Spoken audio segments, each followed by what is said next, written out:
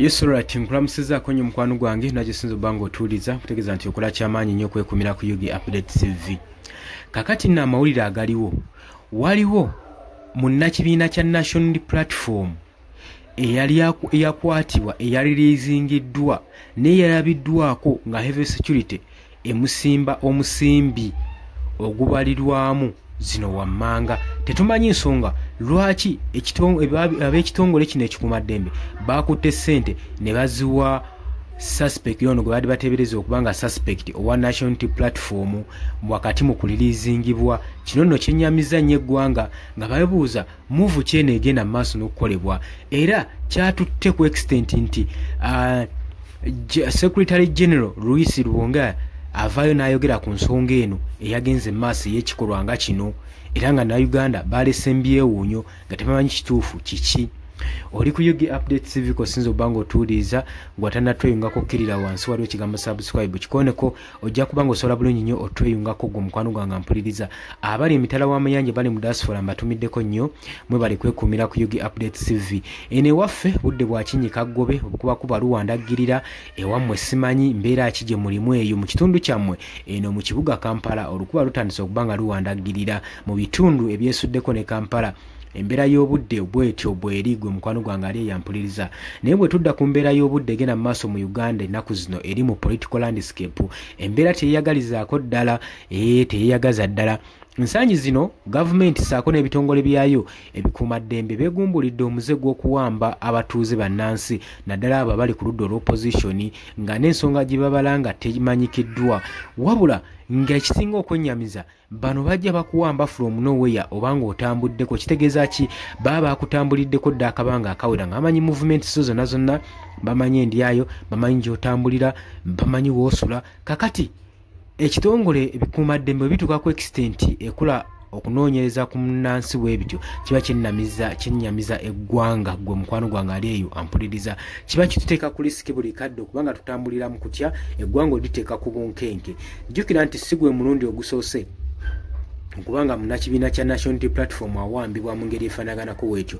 Bangi bawambiddwa era ne babaliizinga nga bamaze obbacunya obbatokyalinga n'okubakuba emiggo, naye nga n'oluvannyuma tebabawulidde charges, tebabataddeko charges ku ebyo biba bibakwasizza. Naye n'oluvannyuma bamu balabiddwako nga batusuulibwa mu remote areas okusobola okulaba nga bakweka obujulizi gwali yampuliriza, kubanga ng'ekyokulabirako nti babalanga bwemage tewaliwo nsonga gye babalanga, so kitegeeza tewaliwo ngeri ki bayinza bbanga babasingisa musango.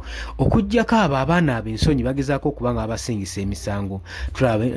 Tulaba bangi nnyo wano ab'ekibiina kya National Platform bawambiddwa, omuli naddala ne ba-officers bennyininyini ab'ekibiina kino ekya National Platform, omuli ba-bodyguards be ba Robert Kyagulanyi Ssentamu bonna, omuli Akirewo Kivumbi, omuli Gaddafi, omuli Edi Mutwe, kati bagasseeko ne Nuwa Mutwe naye yawambiddwa.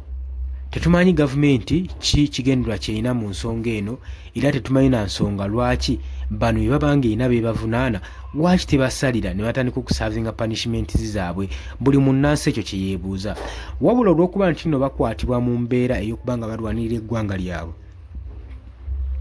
okubanga balwanirira eggwanga lyabwe era nga ba freedom fighters. Kino kibennyamiza okubanga gavumenti egenda mu maaso n'okubanga ebasongamu olunwe. Ate jjukira nti nno kati embeera ng'eyongera kugaga buli lukya, kubanga kati Parliament yayisizza UPDF Amendment Bill ng'enegenda kubanga ewa omwaganya UPDF Military Court esobole okubanga ewuzisa ba civilian mu kooti yaabwe. Wabula bwe twayogeddeko n'ababaka abamu abasigadde mu Parliament, abamu ku abo abatayabulidde Parliament. Jjukira nti nno wano Parliament ng'eaddressingibwa, Leader of Opposition Joel Ssenyonyi yateekinze move action we yagambye Speaker Anita Among nga ebatagenda kubanga baparticipatinga oba nakubeerawo getting involved nga bayisa etteeka lino era ne bafuluma. Naye walabiddwako ababaka babiri aba Parliament abasigaddemu, abamu abali ku ludda olw'opposition abagenze maaso n'okupresentinga reforms zaabwe okusinziira ku nsonga.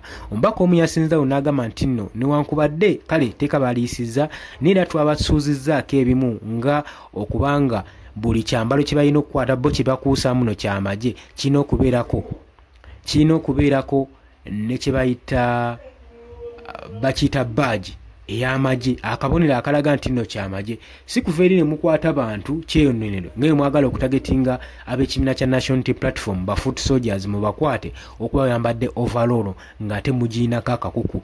Ezo ezimu ku nsonga ziba basuuzizza gwe mukwano gwange ali eyampuliza. Ate n'okuteekawo fairness mulina okulegawo akakiiko si buli w'amagye w'anaasanga nti nagenda kwata agenda kwata civilian mu ngeri ey'ekyononero yengana gy'aba ayagala gy'asanze. Ebyo bye bimu ku nsonga ziba basuuzizza.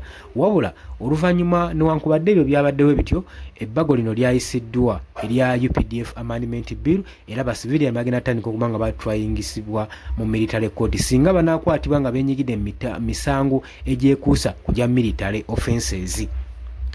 Kaakati ebyo ng'obitadde ku mabbali, etteeka lino lyabawadde omwaganya okusobola okulaba nga likwata ba civilian basobole okuba nga bawozeseza mu military court, ekintu eky'obulabe ennyo era bangi naddala bali ku ludda olw'opposition kibawakanya era nga bagamba nti netteeka lino teryabadde na jurisdiction zimala kusobola kulaba nga liyisibwa. Jjukira nti nno tuli ku mulamwa ogw'okubuzaawo aba National Unity Platform, wabula ono owa National Unity Platform yabadde alilizingibwa yalabiddwako abapoliisi nga bakwata nusu kasanvu ab'ebitongole ebikuumaddembe nga bakwata nusu kasanvu nga bazimuwa. Ekyennyamiza eggwanga zino ssente baadde bamuwazaaki, baadde bazimuwa lwakuba nti nno nga kyojja mu miro aleme ebbalo nkomayo ku ngeri gye bamubuzaamu ne ku misango gye badde bamusibako oba babadde bamuwa transport amuzzaka. Era beebuuza nti nno ow'amagye yatandika ddi okufuna sympathy okuba nga asobola okuwa omusibe gwe bakutte gwe bamaze ebbanga bamukutte nga bamucunya ate ne bamuwa ne transport amuzza ewaka. Kino kyalemye okutegeerebwa era n'ensonga eyabadde ekyekweseemu yalemye okutegeerebwa bannayuganda. Wabula ebyo nga bikyali awo, bo ab'ebitongole ebikuumaddembe bagenda maaso n'okubuzaawo abantu mu ggwanga naddala abali ku ludda oluvuganya gavumenti ab'ekibiina kino ekya National Unity Platform nga bagenda maaso n'okuba nga bawagira enkyukakyuka, nga bagenda maaso n'okuba nga batambuza mobilization eri eggwanga naddala mu kano akaseera nga akalulu ka 2026 kasemberedde kengedde embeera ya bunkenke era abaana bagenda maaso n'okuba nga bakwatibwa. Wabula ebyayogeddwako ne mu President Yoweri Kaguta Museveni ng'agenda maaso n'okuwoninga ba foot soldiers nga wagenda otandika okudiiringa nabo singa tebakomye kubanga bambala red bullets gwe mukwano gwange ali eyampuliriza. Yeebuuza nti lwaki omuntu aba agenda maaso n'okwambala ekyambalo ekifaanaganako ekyamagye. Wabula ajjukira ekyayisiddwa mu kkooti nga we bakyobole basobola okwandamayininga court orders okuva mu Supreme Court ng'ebagambye netteeka lyandamayininga constitution ne bagaanira ne baliyisa.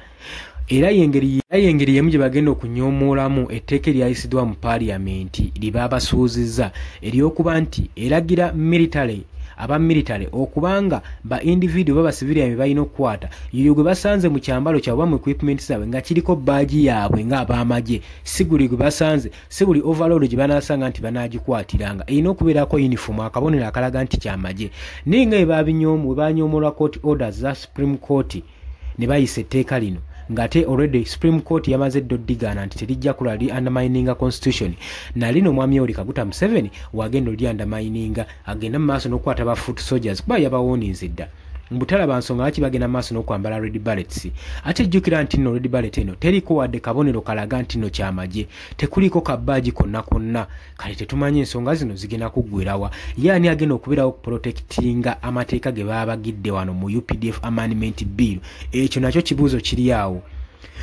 Oli kuyugi update civic osinzo bango tuwuliriza mwabali mtala amayinja mbatumiddeko nnyo nawe gwatana kubanga otwegattako kiri wansi waliwo ekigambo subscribe kikoneko oberenga otwegattako. Osobola okujja mu comment section n'otutangaaza gulowooza butya government bwegenda protectingamu UPDF Amendment Bill eno obutakusa nnyo ba civilians n'obutavvoola articles baataddemu mu tteeka lino.